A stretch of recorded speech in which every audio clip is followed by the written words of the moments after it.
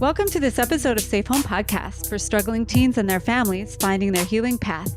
I'm Beth Syverson, a mom of an 18-year-old son, Joey, who's been dealing with addiction and mental health issues for several years.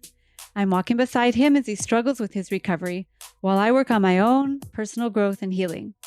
Today's guest is Reverend Veronica Silva, a New Thought minister and a nurse who's struggled with alcoholism since she was young, but who's been in recovery for 26 years. Woohoo! I met Veronica through Reverend Bobby Becker, who you might remember from our episode 49, A Courageous Spiritual Journey. Veronica has been on a spiritual journey of her own since June of 1996, when she got sober from alcohol and drugs. She's had a passion for spirituality as a result of attending AA meetings and finding a God of her understanding. She is so passionate about God that she has recently become a minister in 2020, right in the middle of the pandemic. She's a true believer in going right into the discomfort of life to free ourselves from our suffering. She's a registered nurse and works at a cardiac procedures unit and loves helping others during their times of fear or anxiety. And here at Safe Home, one of our biggest priorities is to destigmatize addiction and mental health. So by hearing stories from people like Veronica, we're able to humanize addiction and find commonalities and discover the ways others have found their healing path. So welcome and thank you for being here to share your story, Veronica. Glad you're here. Thank you, Beth. Yeah. Well, why don't we just start with kind of like an overview? What was your childhood like? How did it start off for you? Yes. Well, it started off very young age, being surrounded by people who love to drink and party. And it looked like fun to me as a child. And so at 14, I thought I would join in, and I started taking alcohol from my family and taking it to school, putting it in my orange juice. I was just really going to check this thing out, this thing called alcohol. Was it kind of a cultural or a family dynamic where alcohol was just kind of free-flowing and yes. Even at 14, they're like, okay, here you go. It's fine. They'd rather you do it under their roof. Is that kind of thing? Right. Yes, it was very cultural. And our Latin family, you always had a Budweiser in your hand. Okay. Or it was handed to you as soon as you walked in the door. Okay. So it was very, welcome. And if you didn't, they would give you one anyway. So sometimes, oh, geez. Yeah, it was kind of to be part of the family. It was just what we did. Wow.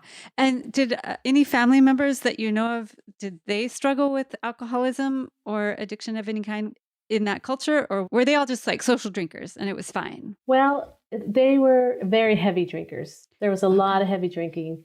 My dad was a heavy drinker. My uncles, there was just a lot of drinking around me. So it was easy to just follow suit. Okay. Yeah. If that's the water you're swimming in, it seems like, okay, that's what you do. Okay. That's just what you do. Yeah, I can totally understand that. And how long do you think it took you started drinking at 14, how long before you were addicted? I would say by the time I was in high school. Okay. I was in high school. I was missing school and drinking and getting high and just about every day. Wow. Yeah, it was when I look back at it, I just wonder, how did I do that? And I maintained a 4.0 average. And, no way. Played sports and I was very good at hiding it. Very good. Wow. Yes, That's incredible. I was going to ask, did you graduate high school? But you graduated and got a 4.0. What the heck? Right. You had a bunch of plates spinning in the air. Yes. That must have taken a lot of energy. It did. But I've always had a lot of plates spinning in the air. I think it's the nature of who I am. And I had a lot of anxiety as a kid. And so that's what I think I loved. Anything that could just calm that anxiety down. I had a lot of fear. I was afraid of being found out, of course. Everything was fearful to me. And I had traumas during my childhood. So anything would just put me into that fight or flight in my nervous system. And so I just needed a way to calm that down. Yeah. Are you willing at all to talk about the traumas from your childhood, or just you want to just say trauma? That's okay. Well, I think the main one that affected me was my dad, and he was a rager. And so from nowhere, I felt like I grew up in a minefield, never knowing when it was going to hit me. So I was always on edge. Yeah, I was always on edge. And so even if he wasn't there, I was on edge. Yeah. And so, that hypervigilance that traumatized kids have. Yes. Now, was he a rager because of the alcohol, or did he drink because he was a rager? That's a really good question. I might even go so far as saying, I wonder if his father was a rager, it's just handed down. And I've had to deal with that myself, look at myself and my anger because it was in my home. Yeah, it's what you learn. And unless you really work hard to switch it, it's easy for those patterns to just continue generation after generation. Yes. And is that a cultural thing in the Latinx community? Kind of the angry man, it seems like a stereotype of Latino men. I would say, I believe so. I believe so. And the machismo, if you will, and I'm not saying that in a disrespectful way because it's all unconscious. It's all unconscious. And so I know just like anyone who has rage, they never mean to hurt anyone. Right. It's just it's something that is not controlled. And so, that's another thing that alcohol can either, sometimes subdue is just like all of that energy, if you will, of anger. So did you ever experience that rage kind of behavior, or did you stuff it down and subdue it? Well, I stuffed it down as long as I could to create appearances that everything was okay. You want everybody to think everything's okay. And then there came a day that it has to go somewhere. Yeah, eventually. It does have to go somewhere. And so I started becoming easily triggered. And I have adult children now. And unfortunately, they saw that side of me that I'm not proud of. But I understand it now. I understand it more. And so that's a whole other journey, if you will. Yeah, it's very complicated. Did your rage tend to come out when you had kids? Like when your kids were having behaviors, that's when your rage came out? Yes, because when anyone who has trauma, their nervous system is hypersensitive. Yep. And so kids, being kids, they're loud and they're rambunctious and they are just doing what kids do. Yep. And I didn't realize how that was triggering my deep-seated traumas. And so unconsciously, I'd react. Yeah. That's where the spirituality came in because it helped me. They say in AA, there's a hole that exists within us that needs to be filled, and then we fill it with alcohol. Instead, when you come to recovery, that you fill it with God or spirituality or the universe or whatever you choose to call that is a support system for you. And so that started to unwind my anger and dissolve it, along with therapy and other modalities. Yoga was very helpful. Oh yeah, yoga. But that's why I've learned that it's important to go towards it than run away from it, because we have a tendency to avoid those uncomfortable topics and the dark side or the shadow side. But when we go towards it, we can free ourselves from it. Yes, it's so hard, but I agree with you that going towards it, go through it, not backwards or not around it. You just got to face it, and it's so hard. It sounds like you do that as a nurse. I bet in the cardiac, whatever place you work, that there's a lot of anxiety around that. Oh, yes.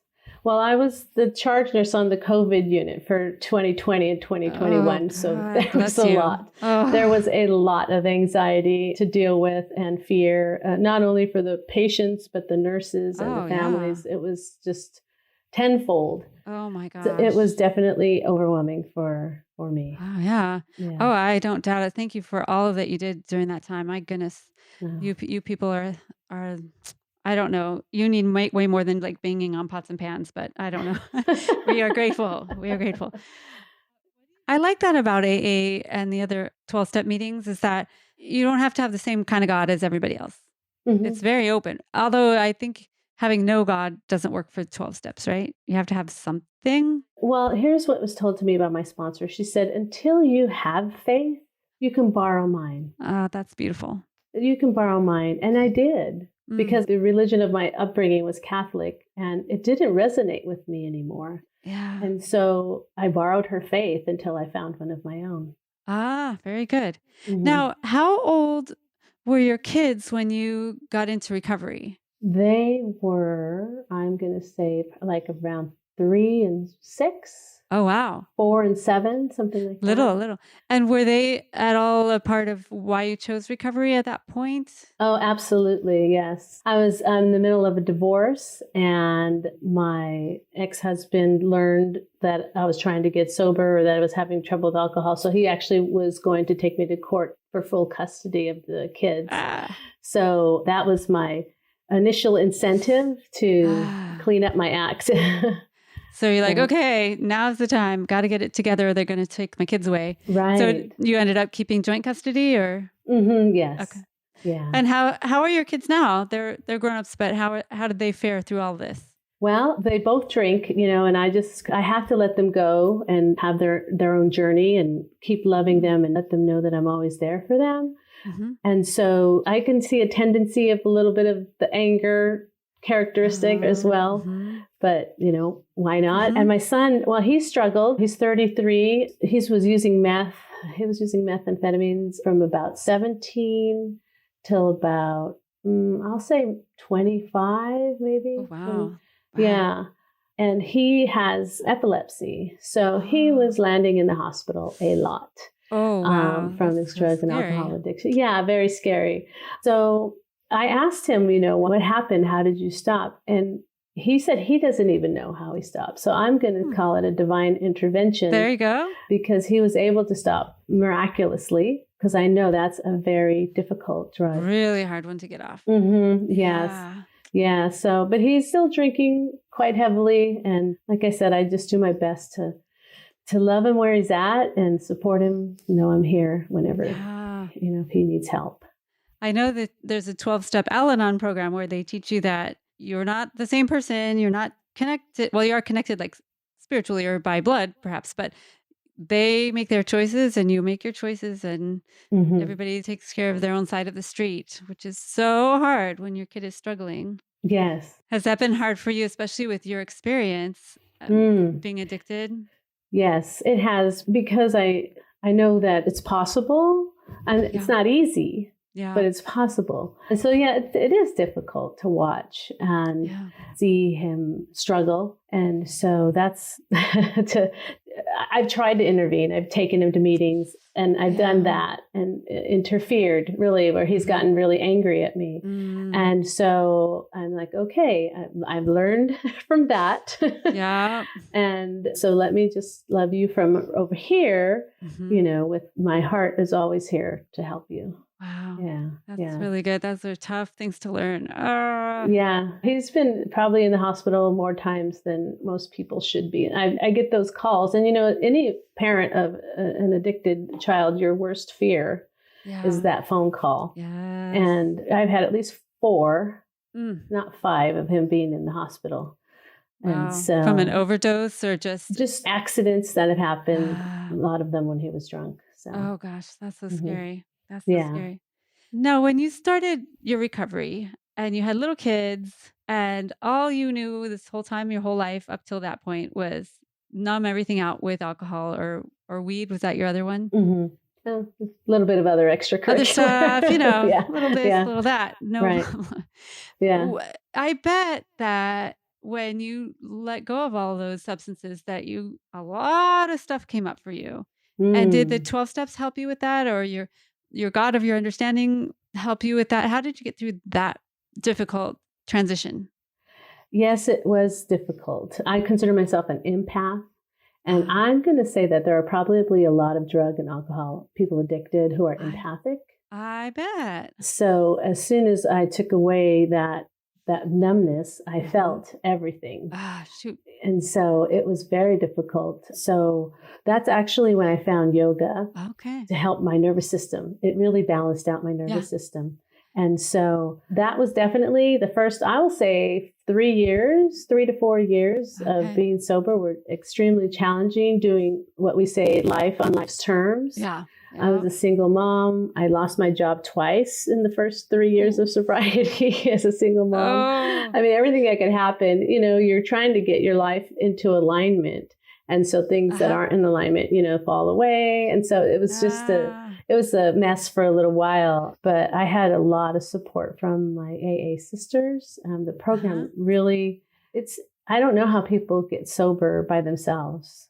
I don't know, because the support system is amazing. Yeah, that is the best thing about the 12-step programs, is that the support is as much as you want, right? Right. Especially nowadays with online meetings 24/7. Right. Yes. Yes. Just to go back to the empath piece just a bit, in case people don't know what an empath is, can you explain that real quickly? Yes, it means you just have a really big heart. Yeah, you're really open. You're just very open and loving, and you care. You really care authentically about people. And so because I care so much, because I love so much, I get hurt. Yeah. And that's part of being a big lover, is the hurt, and it comes with it. So the amount that you grieve, the degree that you grieve is the degree that you love. So I didn't know how to deal with that emotion at all. The hurt and the disappointment and people disappointing me. I had no idea how to navigate that. I just drank it. I just drank it away. That's a lot easier, I have to say. Mm-hmm. Yeah. And when you said you lost 2 jobs in the middle of that transition, did you lose jobs because you were messing up, because you were so all over the place with your transition, or it was circumstantial? It was just, it was just circumstantial. Shoot. Yeah. And were you able to hold jobs when you were drinking? Was you were able to go to school and everything? Did you have any other external consequences from your drinking? Well, when I was drinking, I was a stay-at-home mom. So I call myself a stay-at-home drunk. Okay. So martinis for lunch and all that kind of stuff? Yes. I did not wait for 5 o'clock. Okay. I think there are a lot of those. Mm-hmm. I don't know. I see memes and stuff, with the wine glasses, it's very common. Mm-hmm. I'm sure as a stay-at-home mom, it's boring sometimes and drudgery, and it's not a glamorous job, and it's just in the trenches all the time. I can imagine you would want to break from some of that every once in a while. Well, cleaning my house was a lot easier with a beverage in my hand. Sure. So. Absolutely. Yeah. So in hindsight, I was very lucky that nothing bad ever happened to my kids. Yeah. With your kids or driving or anything like that. Wow. Yeah. Very lucky. Yeah. You have 9 lives, I think. And when did you become a nurse? After your kids were grown, or? Yes, after I had been sober about 4 or 5 years. I had a sponsor, and she's like, okay, what are you going to do? Your kids are going to start high school. And I was like, I have no idea. So I just explored, and being an empath who likes to help people, I thought nursing would be a good fit. Mm-hmm. And so I think I was 40, in my 40s, I went back to school. Okay, nice. Yeah. My mom did that. She became a nurse when we were in high school. She and my sister graduated the same year. Her from nursing school, my sister from high school. Oh my God. So, I think if I'm not mistaken, I believe my daughter and I graduated the same year too. I have to think about it, but yeah, very close. It was good for us to see the studying and we'd help her with her quizzes, and she did some demonstrating stuff on us, and not shots or anything, but right. Listening to your heart and as kids to see, adults can still learn stuff, and how hard it is to get those goals attained, so that's pretty cool. It was difficult. I had to go to adult school before I went to college to catch up on all the latest computer programs. And so that was very humbling to go to back to adult school and catch up with everything. Yeah, I bet. You sound like you're a very driven person, though, and you don't just turn away from obstacles when they arise. Yes, that is true. You're just like, let's move through this. Get going. Let's go. Let's go. Yes. Stuff to do. We do have stuff to do. And right in the middle of the pandemic, you thought, let me add another career to this. Did you start that in the middle of the pandemic, or were you already on the path to become a minister and then the pandemic happened? Yes, I was already on the path and completed right in the middle. Oh, okay. And so it was something that called to me probably in my late 30s. Okay. It was calling to me. And so I just needed to get a little bit more life under my belt, so to speak, until I answered that call. Very good. Definitely a calling. Yes, it needs to be a calling, because most people probably wouldn't do it unless they were called by Spirit to do it, right? It's like a hard job. Yeah. And a rewarding one. Very rewarding. Yes. Yes. It's very similar to your nursing job. You're just healing other body parts, right? Yeah, exactly. The soul, it's the body. Or the body. Right. Exactly. Yeah. And are you ordained in the Centers for Spiritual Living? Is that the denomination? Mm-hmm. Just like Bobby. Yes, just like Bobby. Mm-hmm. We minister at the same center in Long Beach. They work at Namaste in Long Beach, and I will put that link to that church in the notes. They do have online services if you live not near Long Beach. So if somebody's listening and they have a loved one who's struggling with addiction, what would be your best advice to them? I would first say just love them. And sometimes that means loving them from a distance. Mm-hmm. So if they're struggling with addiction and they're harming you in any way, then we love them from a distance. Because it's important to set our boundaries with love. And the hard part as a parent is to stick to them. Yes. You just feel it right in your heart as you're standing your boundaries. But it's the same love that we have when we are teaching our kids not to touch a stove. Mm-hmm. It's that same love. So if we can remember that, then it's easier to keep our boundaries with them. Mm-hmm. And just keep the door open. When you're ready, I am here without judgment. But, if you'd like to go to recovery, I'll take you, just so that they know they have a safe place to land, because we don't know what someone's bottom is going to be. That's right. We hope it's not death. That's the scary part about waiting for people to reach rock bottom, because for a lot of people, the rock bottom is they're no longer with us. So yes. It's so hard to, as a parent, to try to get someone in recovery when they're not ready yet, and to just let that go. And yes. But when you were using, I don't know if anyone did this to you, but what if somebody would have said, Veronica, you need to go to rehab. You need to get into recovery. Your life is going down the tubes. How would that have landed? And would you have said, oh, you're right. Okay, I'll do that. No, I would have not have said that. I would have said, thank you for sharing.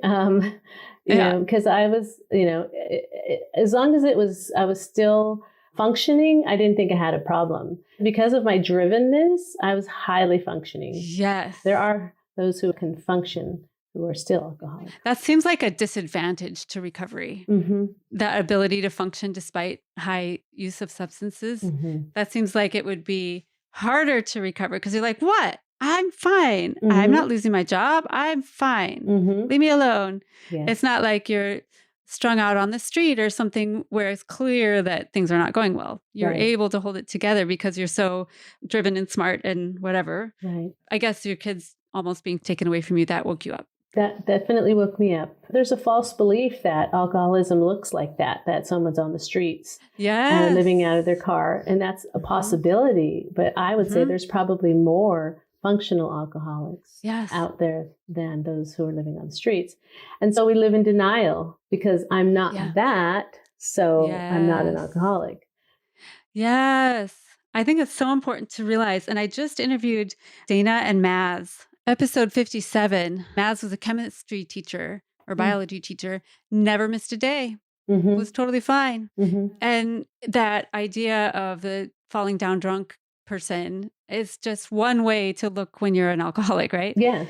And your neighbor that you talk to all the time and seems pulled together could be an alcoholic. You don't know. Someone's relationship with the substance. That's very good to know. And I wonder if it's more common for women to be able to hold it together. What do you think? I would say that might be so because we are multitaskers. Yeah, we're always balancing everything anyway. You said you never know that it could be your neighbor. And I have this joke, you never know until they take out their trash because all the clinking bottles. If the recycle bin is overflowing with wine bottles. Clinking bottles, yes. Maybe then you could know. It must be hard as a recovered alcoholic person to see alcohol everywhere. And it's so much of a part of our culture. Does that bother you? Or are you totally over it and don't even get triggered anymore? Once in a while, in a party situation, just to be social, so I'll do like a seltzer water just because it has that carbonation and, it just out of habit and socialization. So once in a while, I'll say I'll have that feeling like, like they get to drink and I don't, Yeah. But it passes because I know that it would not be a smart move for me. Yeah. If you think about it for a little bit, you're like, oh, that would really be bad if I tried that again. Right. Because they'd say your disease progresses even if you're not using or drinking. So Oh. it's not like I would start over again. Yeah. You'd pick right back up. Right. If not worse. Yeah. That's what I think too. Yeah. Yeah. Because you'd feel so terrible about it. You don't want to feel those feelings. And so it would just exacerbate the drinking. Yeah. Yeah. Well, besides the 12 steps, is there any other tool that you want to recommend people that might be dealing with addiction? I know the 12 steps are really awesome and they worked great for you. Is there Yes. anything else you'd like to say about the 12 steps or any other tools that you'd like to talk about? Well, I found meditation very helpful. And I Mhm. know that, as we call it, the monkey mind is very hard. It's very hard to meditate, especially when you're new and you're getting new to being sober. Your head is like everywhere. Mhm. So I would do walking meditation. Oh, yeah. I would do walking meditation. I would look at nature. So nature became my god, Uh-huh. trees and plants, and I would just look at them and like the miracle of what they are. So then that started to slow my mind down a little bit until I could Mhm. actually do a seated meditation. And so it didn't happen Ah. overnight. It was slow progression to meditation. But what meditation did is it slowed my mind down. So it gave me time to not react. Ah. I call it creates a gap between Uh-huh. what I think and what I say, because when that gap's not there, it's not pretty. Yeah, yeah, yeah, yeah. You need that little pause. We need that pause. And so meditation would, because we can create so much damage in our life if we just keep saying what we think or believing what, just we need that pause moment to say, Yeah. is that really true? Do I really need to say that? Yeah. That's very Yeah. good advice. That's very good advice. Yeah, meditation's really great, and I love your idea of using nature and walking and movement. It doesn't have to be sitting on a cushion and Mhm. silence with your legs crossed. It can look a lot of different ways. Yeah, there's many different. Just trying to get in touch with your higher self or your soul so you can kind of get a handle on what you're thinking and why and that kind Mhm. of self-reflection is Yes. so important. Is Yes. there anything else you would like to say that I haven't asked you about yet? I had wrote one word down that came up to me, and that word was boundaries. And Ah. we talked about it as far as like setting boundaries for a family member who may be in addiction, practicing their addiction. But I think for me, that was one of the reasons I drank as well, was because I didn't know how to set boundaries. I didn't know how Oh. to say no, or I didn't know how to honor my no. Yeah. Then that stirred up so much more anger because I wasn't sticking to my boundaries. And so it became a vicious cycle. Ah. And so I thought about that and I said, it's just a vicious cycle when you don't keep your boundaries as an adult and own your yes and own your no, Mhm. because then it just trickles out into being a victim Mhm. and shame and anger. Mhm. Yes. I always can tell if I'm feeling resentful, I need to look at my boundaries because Yes. that means I'm not holding my boundaries. I Yes. can't control anyone else, but if I'm feeling resentful and if my person I'm being resentful hasn't learned to read my mind yet, that is on me, right? Yes. And that is a little trick that has helped me tremendously. So if I start feeling resentful, okay, look at my boundaries around whoever I'm being resentful toward. Yes, because if you walk backwards, you'll see, oh, I wanted to say no, but I said yes. Yes. Yeah. Yes. Oh, Yeah. it's so hard lessons to learn, but those are really, really good things for everybody, addicted or not, or, wherever you're at, these lessons of being true to yourself. Oh, Yes. Yes. so hard. Such a important personal growth journey we are on. Yes. Ah.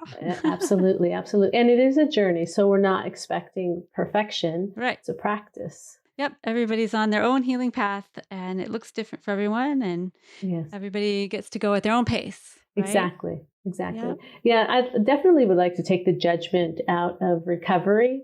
Like it has Mhm. to be this way or it has to be that way and you're Mhm. doing it wrong or all Yes. of that. Because the bottom line is, if you are not using or drinking, number one, great. If you can Mhm. do a program, that's even better, because without some sort of program, I think there's so much suffering. Yeah. Even though you're not using, you're just suffering because you're not learning how to work with all the emotions that are coming up and self-esteem issues and everything that, whatever's there. Yep. And that's what the 12-step program helps with. Yes. Yeah. There's so many 12-step programs. And there's also like Smart Recovery and Refuge Recovery. It's a Buddhist path to recovering. Yes. So there's groups for everyone. And it doesn't have to be 12 steps, but it works for a lot of people. But there's paths for everyone. And everyone has to find out what works for them and what they resonate with. Yes. So. Yes, absolutely. Absolutely. Yeah. Just take any step. If you're going to just take a step, and that's the first step, Yeah. Take a step any direction. Yes. Do something different than what you were doing, right? If you're stuck in addiction, just take a step. Try something else, anything else, right? Yes. That's what I often tell my son. Just go do something and see if it works. And then sometimes it does. And then sometimes it doesn't. And then you go a different way. So. Good. Even if it doesn't work, seeds are planted. Yes. And then you find out what doesn't work. That's also useful. Yes. That's very good. If people wanted to get a hold of you, would you like to let them know how to get a hold of you? Or? Yes. My email is the best way to get a hold of me, Veronica Silva @gmail.com. Okay. And I'll put that in the notes if anyone wants to get a hold of you. And I'll put Namaste's website in the notes too, if they want to find your church. And hopefully they won't need to see you as a nurse, because if they did, that means there's something wrong with their heart, right? Yes. Like their physical heart. Their physical heart. Body pumping heart. Yes. Well, you're doing such good work out in the world, so many different ways. You are like a high achieving empath. It's very exciting to know you. I can't wait to see all the many places you're going to go with all of these different directions in your life. Oh, and thank you. And now we're connected, so we will keep track of each other and be here for each other. So yes, absolutely. Thank you for having me. I feel really blessed to be able to share my story, because that's part of recovery as well. Yeah. Is sharing the journey, remembering where you came from, and then perhaps that could help someone. Yes, I think it's so important for people to share, wherever they're at in recovery, just to make it more normal. That we can talk about this stuff. It's nothing taboo. It's nothing to be hidden or whispered about. We just talk about it. And I think if we can talk about all of this stuff, all this tough stuff, talk about it more in these safe spaces as much as we can, the better. Yes, absolutely. Absolutely. No more skeletons in the closet. Yeah. No more sneaking around. Let's just be real with each other. I think that's really, really good, really healthy. Yes. Well, thank you all for listening. I would encourage you to share this episode with anyone you know who might have a family member or might themselves be struggling with addiction to something. And Veronica has so much good insight and advice, and her story is really inspiring. So also find Safe Home Podcast on Facebook and Instagram and YouTube. And our website is safehomefamilies.com.